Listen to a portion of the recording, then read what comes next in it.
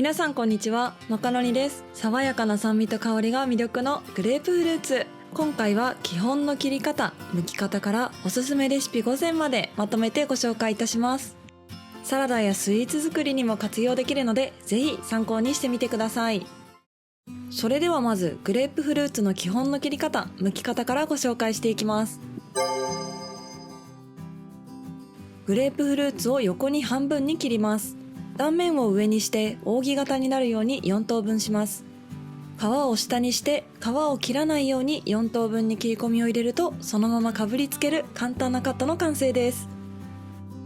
続いてサラダやマリネに使いやすい切り方のご紹介です。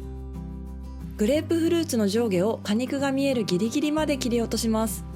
上から下に弧を描くように皮を削ぎ落とします。残った綿部分を削ぎ落とします。薄皮の内側に切り込みを入れ、果肉を外すようにめくって取り出して完成です。最後に皮の剥き方の紹介です。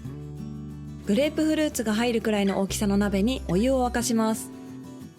沸騰したらグレープフルーツを皮ごと入れて中火で3分ほど茹でます。茹で上がったら取り出して氷水で1分ほど全体を冷やします。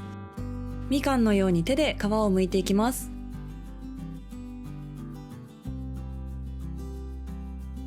房の山部分をキッチンバサミで切ります。そこから薄皮を剥くときれいに房から果肉が取れますよ。